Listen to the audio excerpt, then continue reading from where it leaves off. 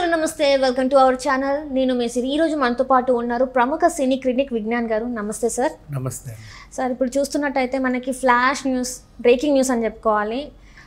ప్రముఖ యూట్యూబర్ సాయి చంద్, మీరు వినే ఉంటారు, చూసే ఉంటారు. తనకి చాలా సెలబ్రిటీ ఫ్రేమ్ అయితే ఉంది.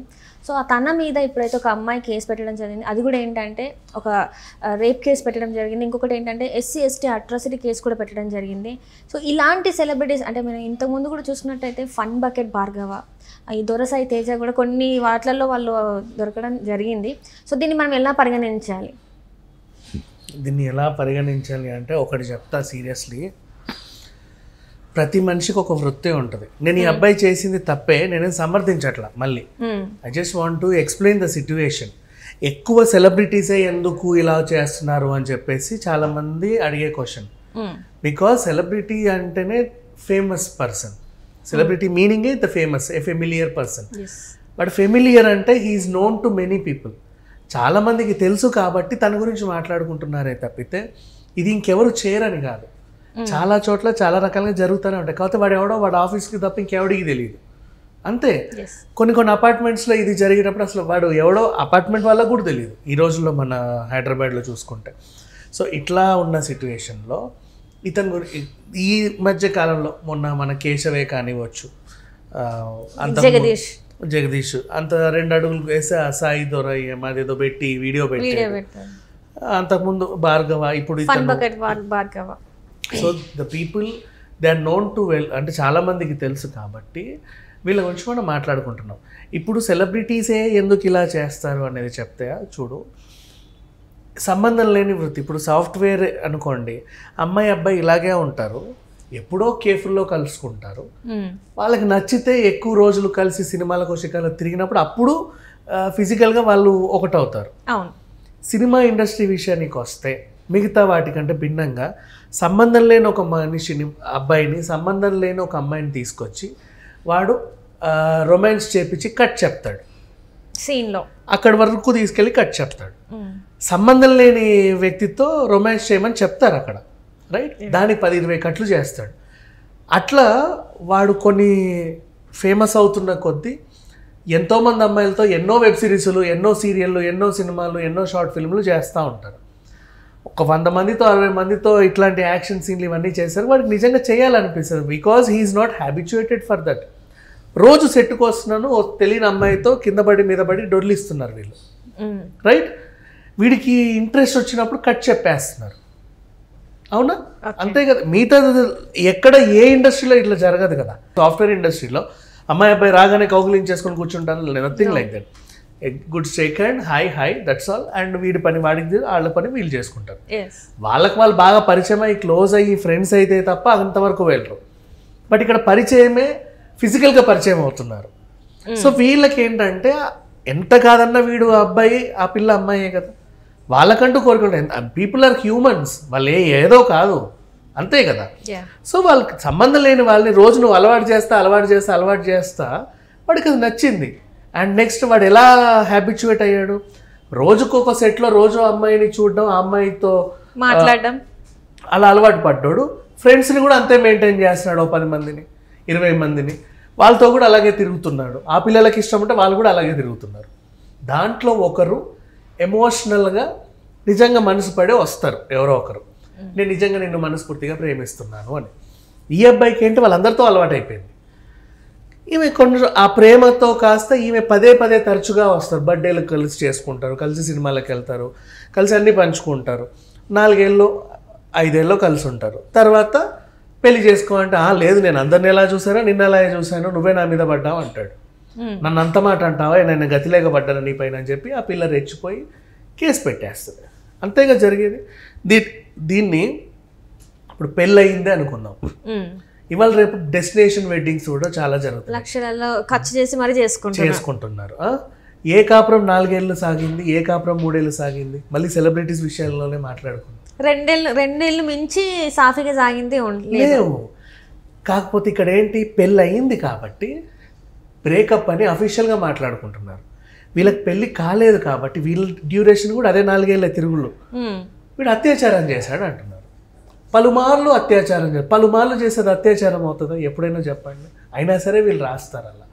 వీడు ఒక్క బలాత్కారం వేరు, అత్యాచారం వేరు. వీళ్ళు ఆ పిల్లని బలవంతంగా అడవిలోకి లాక్కెళ్ళడం, కారులోకి లాక్కెళ్ళడం, లేకపోతే ఇంకెక్కడన్నా సెల్లార్లోకి లాక్కెళ్ళడం, టెర్రస్లోకి లాక్కెళ్ళడం, ఇంటికి వచ్చి తలుపులేసి జాకెట్లో చింపడం, ఇలాంటివి చేస్తే వాడు బలాత్కారం చేస్తే ఏమన్నా అనుకోవచ్చు.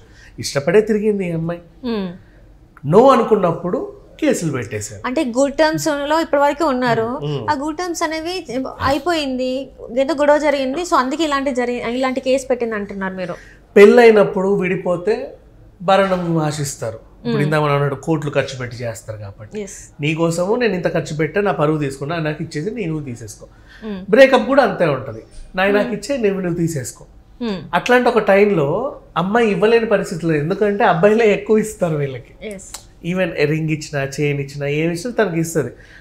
కొన్నిసార్లు వీళ్ళు రిటర్న్ ఇవ్వలేని పరిస్థితిలోనూ ఉంటారు. ఆ టైంలో కూడా ఈ పిల్ల ఏం చేస్తుంది, వాడి మీద కేసు పెట్టేస్తే ఇవ్వాల్సిన అవసరం ఉండదు, పైకి ఇంకేమన్నా ఉంటే వాడి దగ్గర లాక్కోవచ్చు. ఇట్లా కూడా ఉంటుంది. నేను ఈ అబ్బాయి చేసింది కరెక్ట్, వీడు పెద్ద ఇది అనట్లా, చేసింది తప్పే కాదన్ను. అంటే పెళ్లి చేసుకుంటాను అని ఒక అమ్మాయికి మాట ఇచ్చి ఆ మాట తప్పడం నిజంగా తప్పే. వీడు ఆ పిల్లనే పెళ్లి చేసుకుంటే ఇప్పుడు బాగుండేవాళ్ళు. ఈ అమ్మాయి కేసు పెట్టింది అంటే వాళ్ళకి ఇష్టం లేదని అర్థం. బికాస్ ఎఫ్ఐఆర్ డైరెక్ట్గా వచ్చి కంప్లైంట్ చేయాలంటే ఎఫ్ఐఆర్ చేయరు, పంచాయతీ పెడతారు. అమ్మ చెప్పండి, మీరు ఏమైనా కాంప్రమైజ్ అవుతారా, వాడికి నీకు ఇష్టమా పిల్ల, నేను చేసుకోను వాడిని, నో అనుకున్నాకే కేసు అవుతుంది. అక్కడ కాంప్రమైజ్లు అవుతాయి. కలిసి ఉండండి, బాగుండండి, ఎందుకు కేసులని కూడా పోలీసులు మీరు విడిపోండి, నాశనం అయిపోండి అని ఎప్పుడూ చెప్పరు, కలిసి బాగుండండి అనే చెప్తారు. ఎక్కడ ఏ స్టేషన్లో అయినా సరే. మోస్ట్లీ అది కాకుండా ఎఫ్ఐఆర్ అయింది అంటేనే ఇక అర్థం చేసుకోవాలి. సో ఇది 8వ తారీఖు నుంచి నడుస్తుంది, కంప్లైంట్ ఫైల్ అయింది.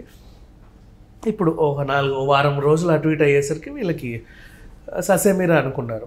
ఈ అబ్బాయి ఏమో వేమూరు విలేజ్, యాక్చువల్గా మన ఈస్ట్ గోదావరికి చెందిన అబ్బాయి. సో అక్కడ నుంచి వచ్చాడు, ఇక్కడ చాలా రోజులుగా ఉంటున్నాడు, యూట్యూబ్లో ఏదో ఫేమస్ అయ్యాడు.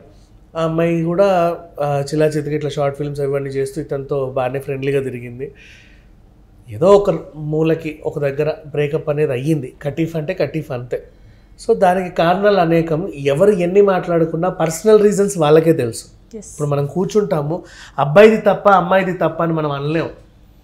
కలిసి వాళ్ళు 4 ఏళ్ళు ఉన్నారు, వాళ్ళ ఎప్పుడు ఎక్కడ ఎవరికి ట్రిగ్గర్ అయిందో వాళ్ళకే తెలుసు, ఎక్కడ గొడవ స్టార్ట్ అయిందో కూడా వాళ్ళకే తెలుసు. గొడవ అయిన తర్వాత ఈవిడ దగ్గరికి వెళ్తే వాడే వాడే వాడే అంటది, అవునా? వాడి దగ్గరికి వెళ్ళినా ఆమెనే మొత్తం చేసింది, ఆమెనే మొత్తం చేసింది అంటారు. కానీ 2 చేతులు కలిసి చెప్పండి, ఇద్దరు తప్పులు ఉంటాయి దీంట్లో. ఈమె పెద్ద ఇదని నేనేం చెప్పలేదు. ఎందుకంటే 2021లో ఏప్రిల్ 25కి వాడి బర్త్డే ఉంటే వచ్చిందంట. వచ్చి ఆ రోజు తను నన్ను మత్తుమంది ఇచ్చేసి ఏదో చేశాడు అని చెప్పేసింది. నువ్వు ఇష్టపడే వాడి బర్త్డేకి వెళ్ళావు, వాడి ఫ్లాట్కి వెళ్ళావు, సరే 2021లో జరిగింది, నువ్వు అప్పుడే కంప్లైంట్ ఇవ్వచ్చు కదా. 2023 వరకు ఆగి నువ్వు అప్పటి సిచ్యువేషన్స్ ఎందుకు చెప్తున్నావు? అప్పుడు నువ్వు ఇష్టపడే వెళ్ళావు, ఇప్పుడు నీకు ఇష్టం లేదు వాడంటే, సో బ్రేకప్ అయింది. జరిగింది ఇంతే, అంతమించి ఏం లేదు. బట్ ఈ అబ్బాయి కూడా ప్రామిస్ని బ్రేకప్ చేయడం తను చేసిన తప్పు. అండ్ ఇకపోతే ఈమె దళిత యువతి అయినా, తనేమో కాపు, ఈమె దళిత అయ్యేసరికి SC ST అట్రాసిటీ కేసు కూడా పెట్టారు. ఇప్పుడు రేపు ఈమె తరఫున కొంచెం బలంగా జనాలు వస్తారు, కొంచెం గట్టిగా వాదించుకుంటారు. ఆ పిల్లోడు కొంచెం బలహీనం అయిపోతాడు. ఆయనతో పాటు A1 A2 A3 A4 A5 ఇంకా 4 పేర్లు పెట్టారు. మేబీ వాళ్ళ ఇంట్లో వాళ్ళ పేర్లు రాశారా, లేకపోతే వాళ్ళ చుట్టాల పేర్లు రాశారా, ఫ్రెండ్స్ పేర్లు రాశారా మనకు తెలియదు. ఓవరాల్గా అయితే ఇది జరిగింది. ఓకే, అంటే ఇప్పుడు సాయి చందు నెక్స్ట్ ఇంకా భవిష్యత్తు ఎలా ఉండబోతుంది? అంటే ఈ కేసు ప్రభావం తన కెరియర్ మీద కూడా పడుతుంది అండ్ పడుతుంది. సమాజంలో అయితే కెరీర్లో పెద్దగా ఇంకెవరు పిల్లనివ్వరు, ఇంకేం చేయరు. కానీ పర్సనల్గా తను తెలిసిన వాళ్ళు ఉంటారు కదా, వీళ్ళిద్దరిని చూసి తిరిగిన వాళ్ళు, ఆ పర్సనల్ సర్కిల్లో మాత్రం ఎవరిది తప్పో ఎవరి తప్పో వాళ్ళకి తెలుసు కాబట్టి తను పర్వాలేదు, బాగానే ఉండే ఛాన్సులు అయితే ఉన్నాయి. కానీ సమాజంలో మాత్రం తను ఆ ఒరిజినల్ ఊరు ఏదైతే ఉంటుందో అక్కడ తను తలెత్తుకోలేడు. అవుతాయి అంటే ఎంత ఫేమ్ వచ్చినా, ఇప్పుడు తను ఫెమిలియర్ అయ్యాడు, యూట్యూబ్లో ఫెమిలియర్ అయ్యాడు కాబట్టి అదే యూట్యూబ్లో ఇది ఇంకోసారి రీల్ పెట్టలేడు ధైర్యంగా, ఇంకోసారి ఒక షార్ట్ ఫిలిం పెట్టలేడు ధైర్యంగా, ఆడిషన్స్ ఇవ్వలేడు ధైర్యంగా. ఇప్పుడు మొన్నే ఒక ఆడిషన్ కాల్ వేసాడు, దేక్ లేంగే అని ఒక సినిమా ఉంది, మేము చేస్తున్నాం, మీరు అందరు వచ్చి అవుట్ సైకిల్ అందరు రండి అని. మొన్నే అతని ఇన్స్టా పేజ్ చూస్తే ఒకటి ఉంటుంది. నెక్స్ట్ టైం అలాంటి క్యాస్టింగ్ కాల్ వేయడు, ఎందుకంటే అతను చూసి అమ్మో వస్తారో రారో, వాడంట కదా వద్దు ఆ అబ్బాయి మంచోడు, ఇట్లాంటి కొన్ని ఉంటాయి. ఇట్లా కేసు అయింది కాబట్టి మిగతా తనకున్న ఫ్రెండ్లీ సంస్థలు కూడా ఇంతకుముందు అతనితో పనిచేసిన వాళ్ళు కూడా మళ్ళీ పిలవరు. ఇంతే, జస్ట్ కెరీర్ అయితే కొంచెం డ్యామేజ్ అయితే ఉంటుంది ఎంత కాదనుకున్నా. ఇప్పుడు జైలుకి వెళ్ళాడు, మళ్ళీ కోట్ల చుట్టూ తిరగాలి, అక్కడ ఏం చేస్తారు, పెద్ద కేసు, మళ్ళీ పొరపాటున శిక్ష పడితే 2 ఏళ్ళో 3 ఏళ్ళో రాశారనుకోండి, అది ఇంకొక టఫ్ సిచ్యువేషన్. బికాస్ గవర్నమెంట్ కూడా మారింది, చెప్పలేము ఏం జరుగుతుంది అనేది. సో ఏదేమైనా తనకైతే టఫ్ అనే చెప్పుకోవచ్చు. థ్యాంక్ యూ విజ్ఞాన్ గారు, మీ విలువైన వాల్యూ అయిన టైంని మా కోసం కేటాయించారు. అండ్ దీని మీద కూడా మీరు చాలా మంచిగా వివరించారు. Thank you so much.